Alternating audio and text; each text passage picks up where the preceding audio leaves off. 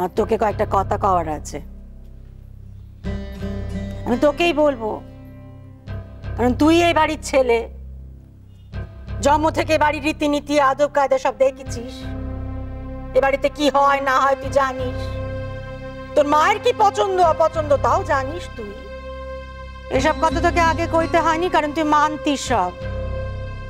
আমি বড় মুখ করে সবাইকে বলতুম বদ্দাকে দেখে শেখ। এখন তুই আর এসবের ধার ধারিস না, ভালো কথা। কিন্তু নিশিত, এই সংসারে থাকতে গেলে না কিছু নিয়ম তোকে মেনে চলতে হবে বাপ। তুই খুব ভালো করে জানিস যে বাড়ির অন্যের অপমান আমি সইতে পারি না মোটে। তোর বউ যদি নিত্যি বাড়ির অন্য মুখে না রোচে আমাকে বলে দিস, আমি তোদের চাল নেবো না। আসলে আমরা এখন তুই বলতে আসিস না যে ব্যাংকের কাছে তো দেরি হয়ে গেল। তো প্রথমবার ব্যাংকে যাসনি? তোর মা মুখ্য মেয়ে মানুষ হতে পারে, কিন্তু এটুকু বোঝে যে ব্যাংকের কাজে বিকেল অবধি সময় গড়ায় না। তোকে একখানা কথা বলে রাখছি নিশিত, আমি রোজ রোজ নাই ঘরের নকিকে অপমান করতে পারবো না, সে আমার ধম্মে সইবে না।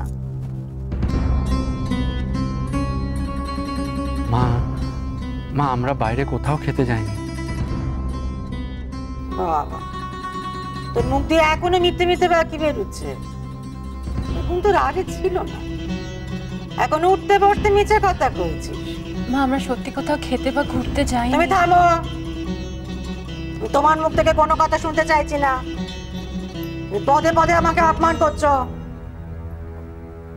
আচ্ছা নিশিত, এই যে তুই কোথাও যাসনি, তো এমন কোথায় গেছলি রে যেখান থেকে মায়ের মুখের উপর ফোন কেটে দিতে হয়? কি ভাবিস কি তোর মা কিছু বোঝে না? মা গো সত্যি বলছি। এটা তো সবচেয়ে বড় মিছে কথা নিশিত। মা আমরা খুব বড় বিপদে পড়েছিলাম। বিপদ? আজকাল তোরা একটু ঘন ঘন বিপদে পড়ছিস যে বড়। হয় বিপদে গেলে বিপদে পড়ে। সেদিন স্কুটার উল্টে পড়লি, আজ আবার বল। মা থাক নিশিত, তোর মায়ের রাগ তুই জানিস। তুই নিত্যদিন মাকে নিচে কথা কই বউকে নিয়ে বেরোচ্ছিস, আজও তাই করেছিলিস। আমার যা বোঝার বোঝা হয়ে গিয়েছে। তোর মা রাগলে যে কত কঠিন হতে পারে তুই দেখেছিস, আর কঠিন হলে যে কি হয় আগে বহুবার তা দেখেছিস।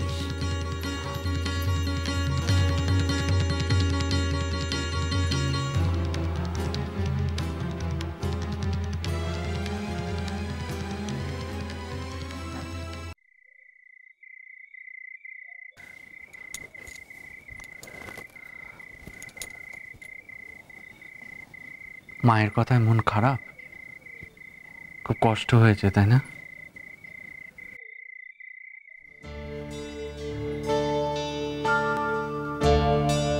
নিশিত, মা যেটা বলেছেন সেটা ঠিক নয় আমি জানি, সেই জন্য আমার আরো খারাপ লাগছে।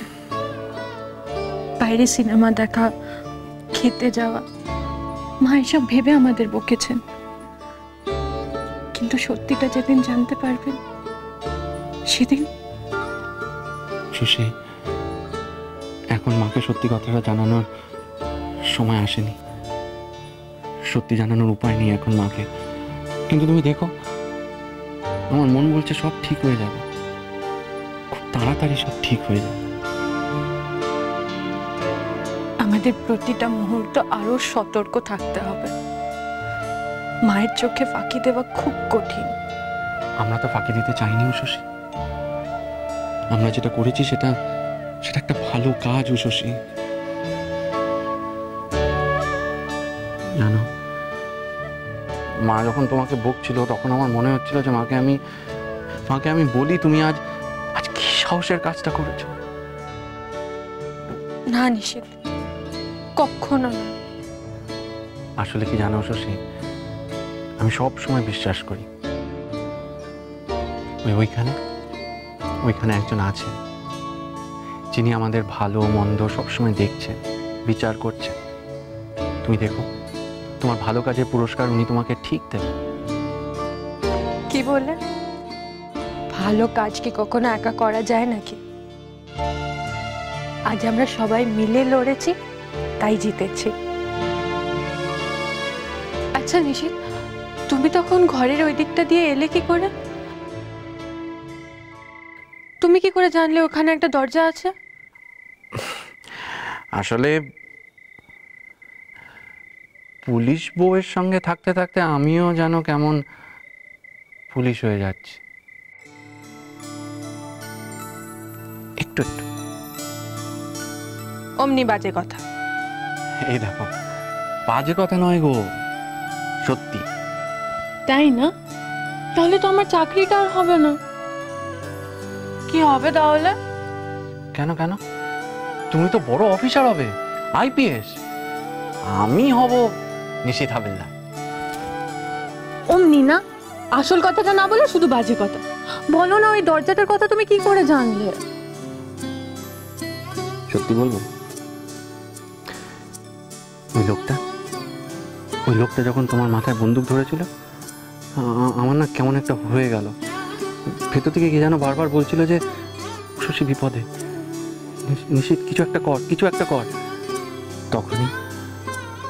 তখনই ভগবান আমায় ওই দরজাটা দেখিয়ে দিল।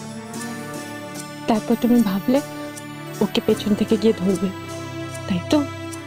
হ্যাঁ, কিন্তু তার আগে ওই হালকা বাক্সগুলো সব পড়ে গেল।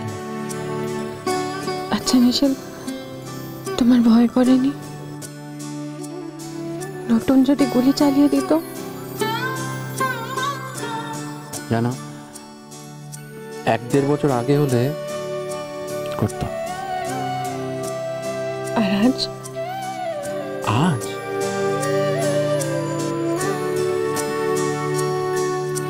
আজ আমার প্রতিটা মুহূর্ত, প্রতিটা দিন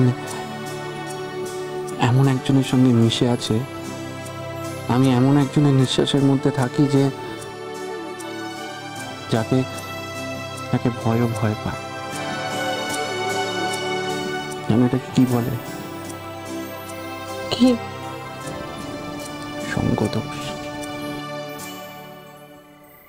ও, এটা দোষ?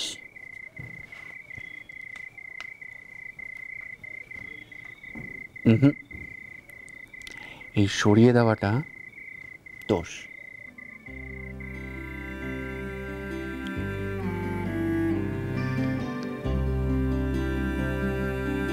তুমি এমনটাই থেকো শশী,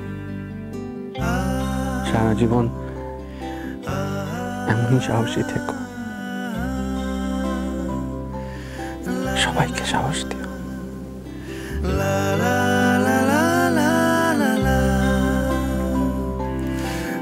আমাকে।